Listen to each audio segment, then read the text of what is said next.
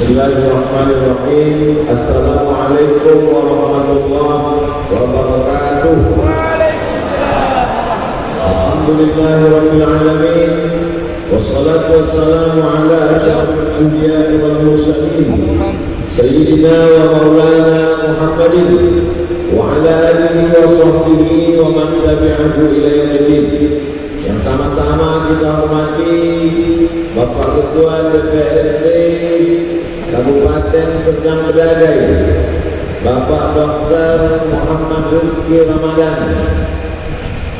Hadir pula bersama kita tokoh masyarakat Serdang Bedagai, Pak Sudirman beserta rombongan, kemudian sahibul hajat, sahibul majlis. Yang bertaja program ini adalah Ketua beserta seluruh panitia dari Aini Kua Medan Sumatera Utara.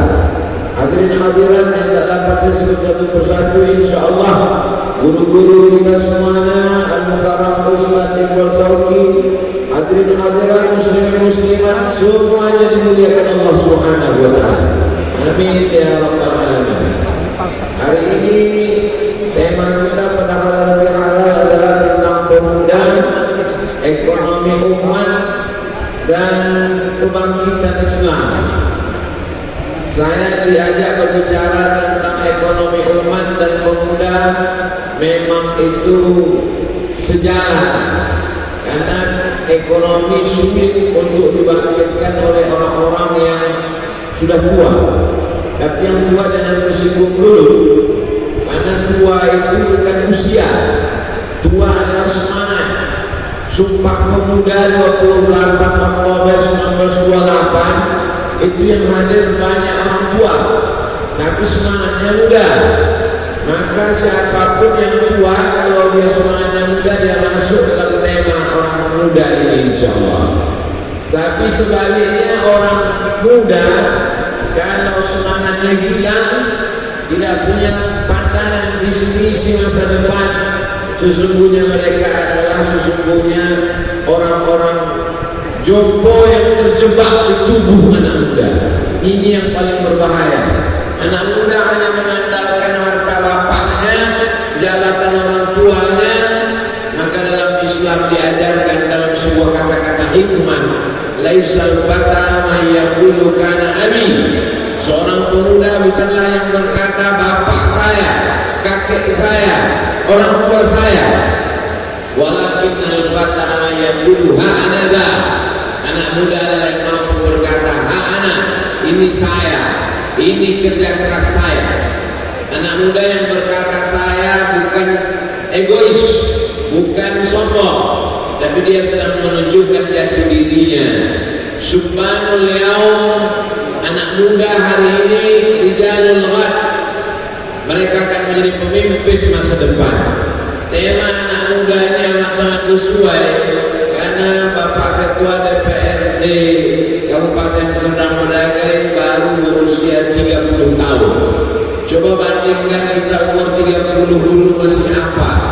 Masih ada orang 30 tahun belum selesai S1 masih minta kiriman transfer uang dari orang tua. Maka ini perlu anak-anak muda berdialog. Anak muda dalam sebuah kajian tidak selamanya ingin mendengarkan ceramah. Anak muda tidak suka diceramahi. Kajian-kajian anak muda mesti dikemas dengan gaya anak muda. Panggillah ustadz-ustadz yang memang ustadz khusus anak muda. Ada namanya Ustadz Anan At-Taqi, ada Ustadz Muzaffil Hasbullah, ada Ustadz Salim Afillah, ada Ustadz Felix, macam-macam. Yang memang mereka orang-orang hijrah mengemas dengan kemasan khusus anak muda. Anak-anak muda mungkin diajak berdialog 5, 10, 15 menit cukup. Habis itu lebih pada interaktif. Anak-anak muda punya undang-undang yang mesti disampaikan. Duduk di sana polisi muda, tentara muda, ustadz muda, dan kemudian anggota DPRD muda berdialog. Temanya itu mesti tema-tema yang cerdas. Bagaimana narkoba bahayanya, dihadirkan dokter, psikolog. Bagaimana menggapai cita-cita masa depan. Bagaimana umur 30 tahun bisa sukses menang dalam pileg pemilihan anggota legislatif dan bisa jadi ketua. Sehingga anak muda punya contoh, punya model. Jangan sampai anak muda kita kehilangan cita-cita, dirusak lagi oleh kenakalan. Kenakalan itu terbagi dua. Satu, kenakalan yang bersifat maknawi, tak nampak bendanya. Kenakalan otak dirusak dengan sekularisme, liberalisme, komunisme, pluralisme dan lain sebagainya. Tak nampak dia, tapi merusak isi kepala. Ada satu lagi yang modelnya kelihatan, narkoba, sabu-sabu, ganja, minuman keras. Tidak ada agama yang membenarkan narkoba, apapun itu. Maka Indonesia yang terdiri dari berbagai macam suku, agama, etnis, dia tetap menjaga anak-anak muda ini. Maka kalau momentum Isra Mi'raj, Maulid Nabi, nuzul Quran, tahun baru hijrah, termasuk halal bihalal, disematkan di sana peran anak muda itu amat sangat menjaga. Siapa yang cinta NKRI, maka dia mesti memperhatikan anak muda. Karena yang tua-tua meninggal, masa depan ada di tangan anak muda. Bahkan dalam hadis dikatakan, di antara yang akan ditanya di hadapan Allah, la tus'alunna yawma idzin 'anil na'im. Kamu akan ditanya atas segala nikmat yang diberikan Allah Subhanahu wa taala. Siapa yang bisa mengukur berapa tetes darah yang dicuci buah pinggang, berapa hembusan nafas dari paru-paru, berapa lintasan pikiran, bisikan hati, tidak ada yang sanggup menghitungnya. Wa in ta'uddu ni'matallah la tuhsuha. Kalau kamu mau hitung nikmat Allah, kamu tak bisa menghitungnya. Dan kita memang tidak disuruh menghitung nikmat Allah. Kita hanya disuruh mensyukuri nikmat Allah. Dan nikmat Allah ini akan ditanya, diminta pertanggungjawaban di hadapan Allah. Di antara pertanyaan an umrihi fima afna, umur yang diberikan kemana kau habiskan. Setiap jam, setiap menit, setiap detik akan diminta tanggung jawab di hadapan Allah Subhanahu wa taala. An syababihi fima ablah, masa muda kemana kau habiskan. Ada yang menghabiskan masa mudanya dengan kejahatan seksual, lebih parah lagi LGBT, zina. Ada yang menghabiskan masa mudanya hanya untuk nongkrong-nongkrong, kongko-kongko, menghabiskan harta orang tua, menjual tanah, menjual kendaraan yang mestinya dipakai untuk biaya kuliah, habis hanya untuk kesenangan sementara. Minta, tak pernah malu meminta kepada orang tua. Maka semua diminta tanggung jawab. Kullukum ra'in. Islam mengajarkan kita menjadi pribadi-pribadi yang bertanggung jawab. Kullukum ra'in, setiap kamu pemimpin. Wa kullukum mas'ulun an ra'iyatih, setiap kamu akan diminta tanggung jawab di hadapan Allah Subhanahu wa taala. Dalam Quran kita disuruh menceritakan tentang kisah-kisah. Faqsusil qasasa, ceritakan kisah-kisah dalam Quran itu. Dengan lagunya tafakkarun, mudah-mudahan manusia mau berpikir. Cerita tentang Nabi Musa adalah sosok anak muda. Cerita tentang Nabi Ibrahim adalah cerita tentang anak muda. Cerita tentang Nabi Isa juga anak muda.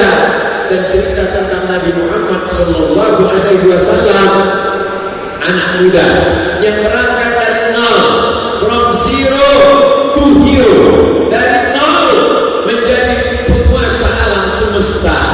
Lahir dalam keadaan yatim, ayahnya meninggal dunia 2 bulan dalam kandungan Aminah. Tak lama setelah lahir, ibunya meninggal. Yatim piatu, tak berayah, tak beribu. Tidak meninggalkan harta yang banyak. Nabi tidak membesarkan di atas selimut sutra bertangkaikan cawan emas. Nabi dibesarkan penuh dengan kesederhanaan, mandiri, tinggal di rumah pamannya Abu Talib. Abu Talib punya anak yang banyak, dia juga bukan orang yang kaya raya. Nabi mengembalakan kambing-kambing ternak orang kota Makkah. Dari situ dia mendapat upah untuk makan, memenuhi kebutuhan hidupnya.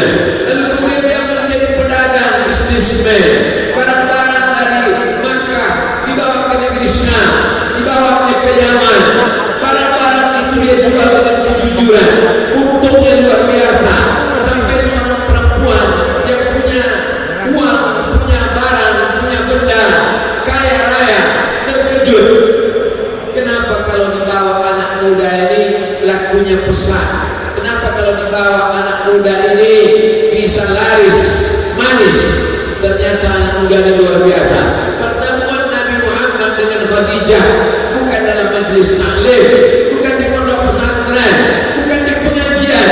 Pertemuan Nabi dengan Khadijah adalah dalam rangka bisnis mudharabah, bagi hasil.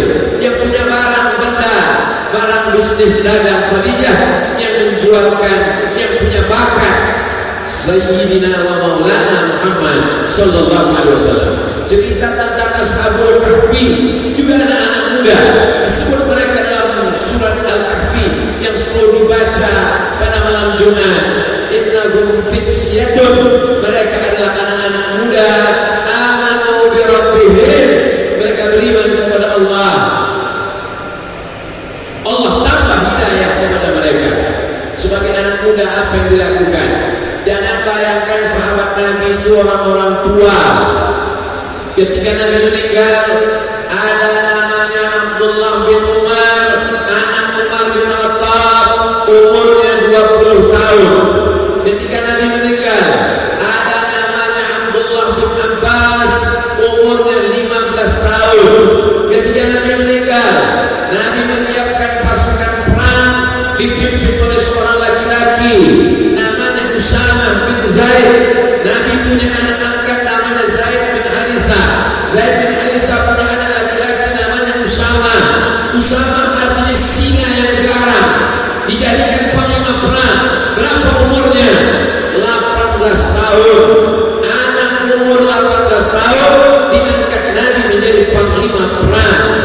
Islam sampai ke Eropa, menyeberang dari Afrika Utara, Maroko sampai ke Spanyol, dipimpin oleh panglima perang bernama Tariq bin Ziyad, sehingga selat itu disebut dengan selat Gibraltar. Orang Barat menyebut selat menyeberang dari Maroko ke Spanyol Gibraltar, dipimpin oleh seorang anak muda, umurnya tak sampai 20 tahun. Konstantinopel didirikan oleh seorang kaisar, raja Roma. Konstantinopel, kota itu disebut, didirikan oleh kaisar Konstantin, direbut oleh seorang Muhammad Al-Fatih, anak muda berumur 19 sampai 21 tahun. Anak-anak muda yang gemilang. Tokoh-tokoh ini mesti dijadikan karikatur, tokoh-tokoh ini mesti dibuatkan animasi, tokoh-tokoh ini mesti ada kartunnya, sehingga pendidikan tidak hanya sekedar ceramah. Saya mengajak anak-anak muda yang pandai buat animasi, yang pandai buat kartun, yang pandai buat film dokumenter, filmkan tentang Usama bin Zaid, filmkan tentang Muhammad Al-Fatih, filmkan tentang Tariq bin Ziyad, filmkan tentang Abdullah bin Abbas. Nabi punya penterjemah. Kenapa perlu diterjemahkan ceramah Nabi? Karena Nabi berinteraksi dengan orang Yahudi, maka terjemah bahasa amat sangat penting. Begitu Nabi sampai di Madinah, diangkat seorang penterjemah yang menerjemahkan surat-surat Nabi, surat orang Yahudi ke Nabi. Seorang laki-laki namanya Zaid bin Thabit. Ketika Nabi meninggal, umur Zaid bin Thabit 20 tahun. Jadi kalau begitu waktu dia menerjemah surat Nabi itu berapa umurnya? 15 sampai 20 tahun. Meninggal Nabi umurnya 20 tahun. Anak umur 20 tahun sekarang semester 4 di perguruan tinggi, masih meminta kepada orang tua, belum mandiri. Tapi zaman Nabi, penterjemah Nabi bukan orang tua umur 60-70, anak muda. Berapa lama dia belajar bahasa Yahudi? Ta'allamtuhu wa hadaqtuhu. Aku belajar bahasa Yahudi dan aku paham sepaham-pahamnya. Nisfa syahrin, dalam setengah bulan bisa dia kuasai bahasa Yahudi. Anak muda zaman sekarang mesti menguasai bahasa yang dipakai, bahasa gadget, bahasa teknologi, bahasa dunia IT, bahasa medsos, bahasa Inggris, bahasa Mandarin. Saya tantang anak-anak muda, ceramah Abdul Somad, potong 5 menit, 10 menit, buat translasi dalam bahasa Inggris,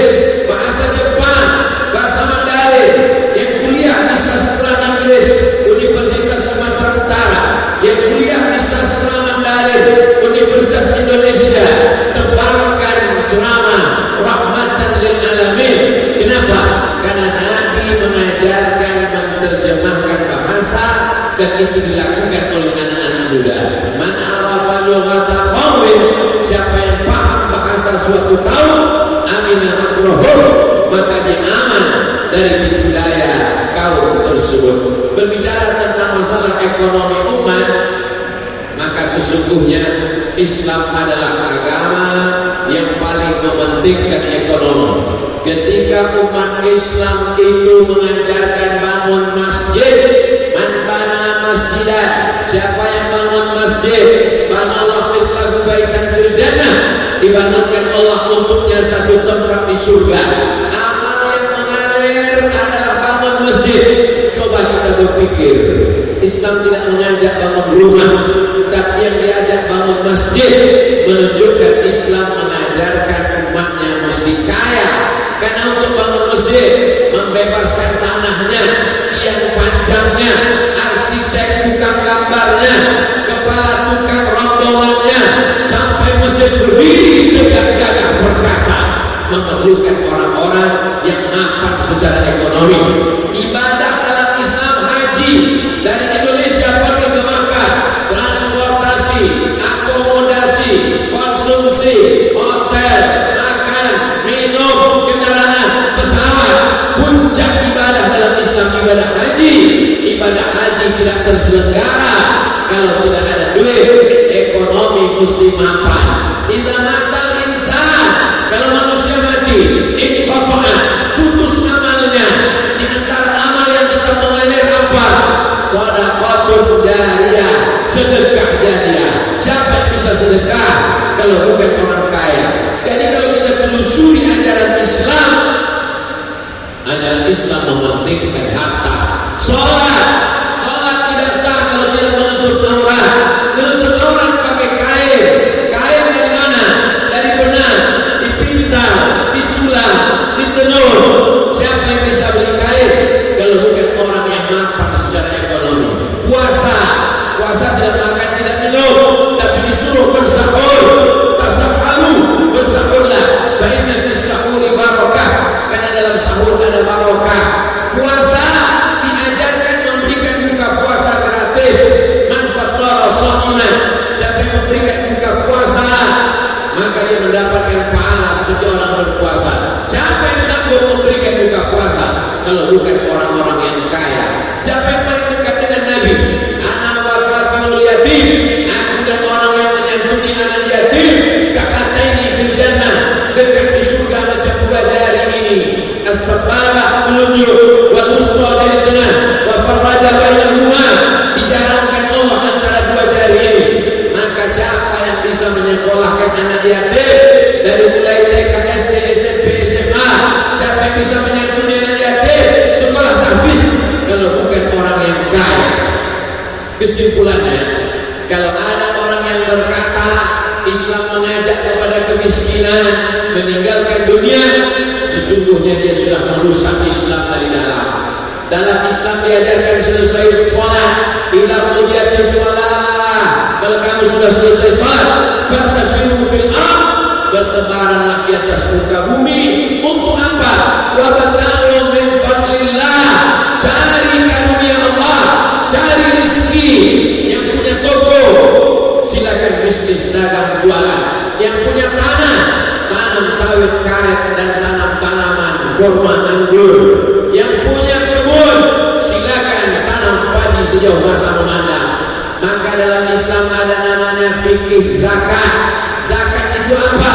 Zakat wajib dikeluarkan setelah orang punya harta 85 gram emas. 1 gram emas sejuta, 85 gram 85 juta. Artinya apa? Standar orang kaya miskin dalam Islam lebih tinggi daripada UMR, upah minimum regional. Saya tidak tahu berapa UMR Kabupaten Serdang, Bedagai dan Sumatera Utara, tapi pukul rata-rata di Indonesia UMR 3 juta. Jadi kalau 1 bulan gaji orang 3 juta, 10 bulan 30 juta, 1 tahun 36 juta. Bayangkan standar dalam Islam, orang baru wajib zakat mal 85 gram, 1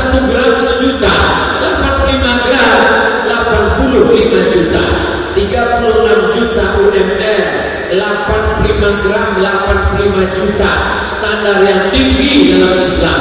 Artinya apa?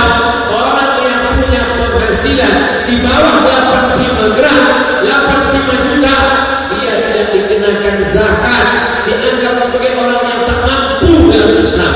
Betapa 2 kali lipat dari UMR. Jadi kalau begitu orang Islam itu, kalau dia mau berzakat, kalau dia mau sempurna Islamnya, dia mesti punya penghasilan 85 gram, 85 juta dalam setahun. Tidak ada gunanya dihafal zakat kambing, zakat kerbau, zakat sapi, zakat padi, zakat emas. Untuk apa dikaji zakat? Ketika dikaji zakat, pas ditanya siapa yang berzakat, tak ada yang mau berzakat karena tidak punya harta. Itu menunjukkan Islam adalah agama milik orang-orang yang punya harta. Jadi kalau ada orang tidak punya harta, miskin, fakir, susah, dalam Islam dia cukup bersabar menuju surga Allah, tapi dia disuruh untuk mencari rezeki Allah. Orang yang hanya berpangku tangan menunggu rezeki namanya aliran Jabariyah. Aliran Jabariyah adalah kelompok yang sesat karena dia tidak mau mencari rezeki, hanya duduk saja berpangku tangan. Sedangkan kita Asy'ari, Imam Abdul Hasan Al-Asy'ari dan Abu Mansur Al-Maturidi, Ahlussunnah wal Jamaah, mengajarkan kita mesti ada ikhtiar, langkahkan kaki dari rumah, minta kepada Allah supaya dibukakan pintu rezeki. Bismillahirrahmanirrahim, la haula wala quwata illa billah. Siru fil ardh, berjalanlah di atas muka bumi Allah, carilah rezeki Allah. Buah yang masak di pokok kayu, kalau tidak dijulur dengan galah pun tak akan jatuh. Minuman yang di depan mata pun tak akan mungkin masuk ke mulut. Kue-kue kotak yang di depan bapak ibu ini tak akan mungkin melompat masuk ke mulut kalau tidak ada ikhtiar, usaha, ada keinginan untuk mengunyah, ada kemampuan untuk mengambil, dan diberikan Allah Ta'ala mata untuk memandang, telinga untuk mendengar. Setelah itu kita berusaha, Allah menilai hasil dari usaha kita. Islam Indonesia mayoritas. Kalau Indonesia baik, berarti itu keberhasilan mayoritas. Tapi kalau Indonesia jatuh, ekonominya hancur, berarti itu kesalahan kita, bukan kesalahan saudara-saudari kita. Kenapa? Karena kita sebagai bangsa yang besar mesti memandang kesuburan Indonesia, alamnya yang hijau, tanahnya yang subur. Orang di Eropa kalau dia menanam pokok kayu untuk dijadikan kertas, itu pokok kayunya lama tumbuh karena ada 4 bulan yang tanaman mati. Bulan November, Desember, Januari, Februari, musim dingin, tanaman mati kering, panas sekali, dinginnya dingin sekali. Tapi kita iklim tropis, indah, tenang, cuacanya 30, 28, 33 derajat, tanaman tumbuh subur, padi. Makanya tidak ada riwayat Nabi makan beras, tak ada riwayat Nabi makan nasi. Mereka makan gandum, tak tumbuh padi. Kapan padi baru masuk ke kota Makkah? Setelah jemaah haji dari Asia Tenggara sampai ke kota Makkah, mereka lah yang membawa nasi. Awalnya mereka hanya makan gandum saja. Maka kita amat sangat bisa menjadi swasembada, memenuhi kebutuhan kita dari mulai tanaman sagu, karet, sawit, palawija, kacang-kacangan, gandum. Ini yang di atas tanah, belum lagi yang di dalam tanah, batu bara, nikel, emas, perak, minyak bumi, gas. Ini adalah kemampuan yang luar biasa. Tapi kalau kita hanya bertumpu kepada sumber daya alam yang tidak bisa diperbaharui, minyak akan habis. Dulu kita bangga dengan gas akan kering. Tapi ada yang bisa diperbaharui, yaitu sumber daya manusia. Beberapa bulan yang lalu saya datang ke Medan, Sumatera Utara, dalam program menyalurkan beras bersama ZIS, Yayasan Zayan Insani Sejahtera. Di antara yang mensupport memberikan beras adalah Ainikua. Setelah kita memberikan beras, saya tanya, apa yang bisa di-endorse untuk Ainikua? Kata pimpinan Ainikua Sumatera Utara tidak perlu di-endorse karena justru barangnya kurang, saking banyaknya permintaan. Saya ceramah tentang ekonomi umat, diundang di suatu daerah, diajak bicara tentang ekonomi umat. Hotelnya bukan punya umat, makanannya bukan punya umat, minumannya bukan punya umat. Lalu apa yang mau dibicarakan tentang umat? Hari ini kita bicara tentang anak mudanya ada. Kita bicara tentang ekonomi umat, ekonominya ada. Karena air minum yang kita minum adalah milik umat. Dibacakan ayat Quran, perusahaan yang punya jamaah, hasil keuntungannya untuk rumah tahfiz, anak yatim, fakir miskin, du'afa. Abdul Somad bukan nonton berita, Abdul Somad bukan dengar cerita. Saya pergi ke Aceh, dibawa ke Lok Semawe, masuk ke dalam tempat pengepakan air, memasukkan air ke botol. Saya mendengar ayat Quran dibacakan, kami pun ikut berdoa di pabrik Ainikua. Maka masyarakat, jamaah, majelis pengajian, masjid-masjid, saya berharap Ainikua sampai juga ke Riau, sampai ke Jambi, sampai ke Palembang, sampai ke Bengkulu, menyeberang ke Jakarta. Kita Ainikuakan Indonesia, insyaallah. Allahu Akbar.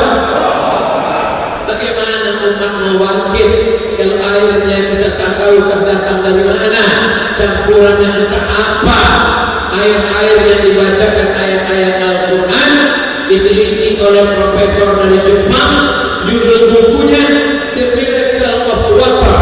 Water, air, miracle, keajaiban air. Kenapa air ajaib? Ternyata air itu hidup. Ketika dibacakan ayat-ayat Quran, masuk ayat itu ke air, mengeluarkan molekul cahaya berbentuk kristal. Orang meminumnya menjadi sehat. Di zaman Nabi ada orang sakit, dibacakan Al-Fatihah, dihembuskan ke air. Abdullah bin Abbas meriwayatkan, perempuan yang susah melahirkan anak, dibacakan ayat, dimudahkan Allah. Wa nunazzilu minal Qur'an, kami turunkan Al-Quran, ma huwa shifaa, obat, penyembuh, penawar. Al-Quran, penyembuh, penawar. Anzalna ma'an mubarakah, kami turunkan air yang penuh berkah. Berjumpa keberkahan Al-Quran dengan keberkahan air. Air ada berkahnya, Quran ada berkahnya. Dibacakan Quran ke air, ketemu dua keberkahan. Umat ini akan menjadi berkah, insyaallah. Yang meminumnya menjadi sehat zahir dan batin, ekonominya menjadi bangkit. Umat yang lesu, lemah, ekonomi susah, dipukul oleh wabah COVID-19, hancur. Berapa banyak yang PHK, berapa yang keluar dari sekolah karena tak sanggup bayar uang sekolah, sekolahnya online, bayarnya tetap offline. Maka ini semua akan menjawab kita membangkitkan ekonomi umat. Apa yang saya sampaikan ini hanya sekedar contoh kecil saja. Kita menjadi iklan bagi agama kita. Agama ini produk yang bagus. Agama ini produk yang hebat dari Allah, tapi bintang iklannya tak meyakinkan. Abdul Somad disuruh mengendorse, minumlah susu kambing, Anda akan gemuk. Mana ada orang mau beli, tak percaya dia. Masa bintang iklan yang kurus kering? Begitulah Islam ini. Islam agama bersih, tapi WC masjid kita, kalau pergi kita ke tempat tetangga kawan kita itu, bingung kita mau mencari di mana WC-nya. Mesti tanya dulu ke security. Dan kalau datang orang ke masjid kita, tak perlu ditanya, udah tahu dari mana datang baunya. Padahal yang mengajarkan kebersihan kebersihan setengah iman atau hulu satu iman. Islam mengajarkan mandiri, berdiri di atas kaki sendiri, ekonominya mapan. Anta da'awala sataka agniya, kau tinggalkan anakmu dalam keadaan mapan secara ekonomi.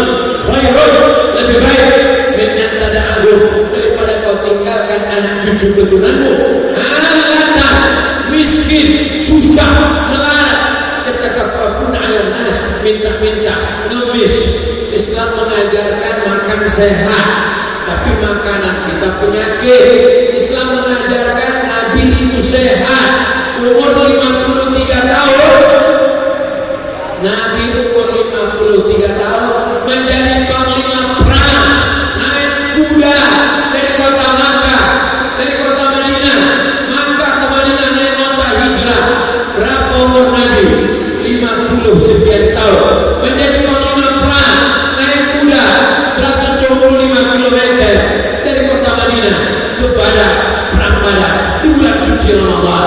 Dari kota Madinah membawa pasukan ke Makkah tahun 8 hijrah, umur 60 tahun, sehat walafiat. Bagaimana kita bicara sehat kalau umat kita sakit?